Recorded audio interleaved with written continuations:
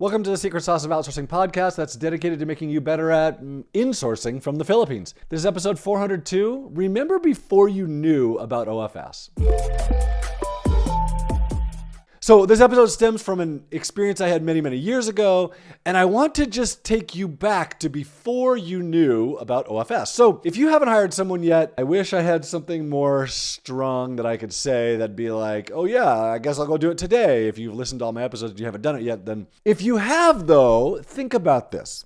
So you know that when you come up with a problem in your business, you can go to the Philippines, go to Onlinejobs.ph and find someone who can implement that thing for you, who can solve that problem for you. You know that. Oh, you need designs done. Cool. It's super easy to find someone. You know, I have this really awesome software idea. I can go find a programmer in the Philippines to build this for me. That's super easy. Oh, we need content created. Well, yeah, I'm going to go find a content writer out of the Philippines. Super easy. All of these things you know now, right? But before you knew, do you remember what it was like? So I'll just tell you my experience. One time I had a chance to partner with a really successful businessman. In fact, so he started myfamily.com and ancestry.com. Ancestry.com is the surviving piece of that. And Ancestry is a billion-dollar company. And I mean, they're huge, and they're just down the road from me. And years ago, he had stepped away from the operations of the business and had put people in charge, and the company was running fine. And they took it public, and then it went private again. And he wasn't part of any of this. He just owns part of the company still. Years ago, I had the chance to partner with him on a project. And this is like 2004, probably. We wanted to take this entire dropshipping library and make a website out of it so we could just sell the stuff and someone else would do all the fulfillment. Which this is like early on in the internet. This doesn't really work today, or maybe it does, and I don't really know. But so the thing was, there was this library of all these products, like thousands of products. And they had a tiny bit of content for it, but it wasn't sufficient to make a difference online in SEO or in getting traffic or really in making people want to buy it, right?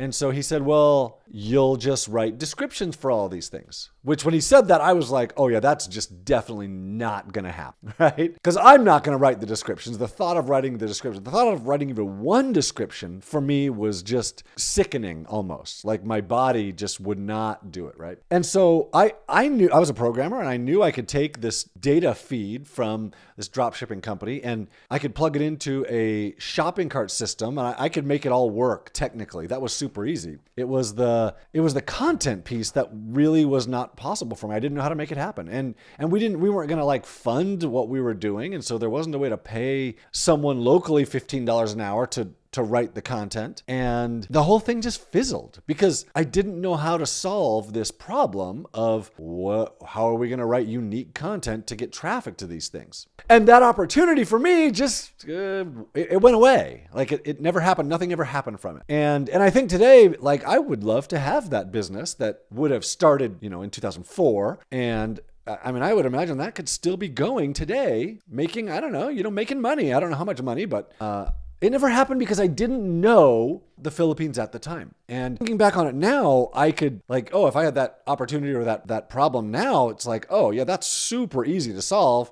I can easily hire 3 content writers or 5 content writers to write the content for this. In fact, I recently just did that for basically the exact same situation for Onlinejobs.ph. We want to do a whole bunch of SEO. We need a whole bunch of unique content. Well, that's easy. I'll just go find some people who are really good content writers and who know SEO. And I mean, I put a job post out and had 2 people immediately hired who are really good and they're working out really well. And I mean, it was just so easy for me. So then I got this email from Shelly recently, and it really kind of hit home going back to this experience for me. So let me read this email from Shelly. So she says, I just saw your recent email and I wanted to say that we found 2 of the very best workers at an affordable price on your website. Then we just hired another one last month and plan to hire more in the near future. We are a newer company on a limited budget, so these professionals are a godsend to us. They've been with us an entire year now, have permanent positions with titles and responsibilities, just like everyone else at our company. They are dedicated, hardworking people who have grown as we grow. And that was the piece for me that was like, it really hit home. A new company, you have the opportunity to hire these people, which I didn't have because I didn't know at the time. And your new company is growing because of it. Congratulations, Shelly. That's so awesome. Now, I'm also going to congratulate you on the rest of what your email says, Shelly. So here's what the rest of this, and this is a really good take home for the rest of us.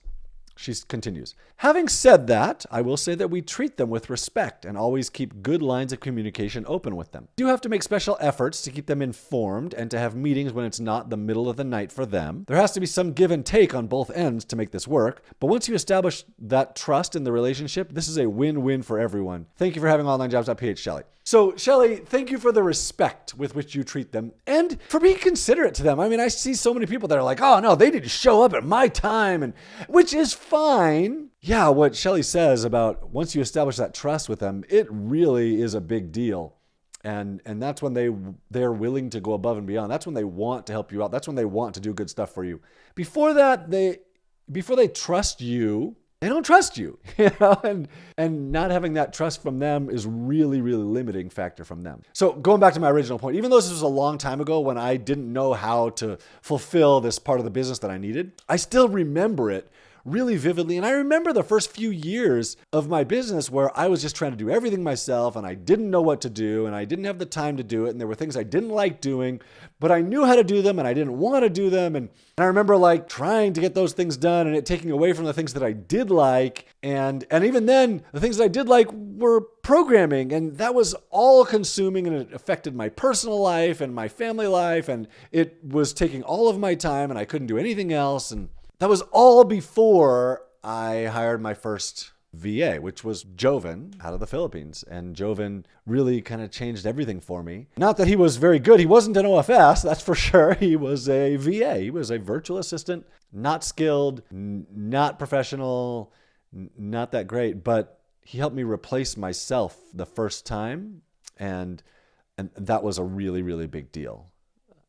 Him being there to help accomplish the things that I wanted to get done and the things that I didn't like or the things that I didn't mind but I didn't have time to do, or maybe I didn't know how to do. Joven helped me accomplish all of those things, and then we moved on to hiring someone else. And today we have about 40 full-time people, and it really is amazing to have a really good team around me. When you get specialists to help you, or not even specialists, just anybody to help you, it's amazing what a small business, a new fledgling business like Shelly's, can do and can grow with that help. So if you haven't hired help yet, Onlinejobs.ph is where you're going to hire. If you're questioning things, go look at OFSguide.com. It will start you off on the right foot and give you the confidence you need to take the next step to move forward. OFSguide.com.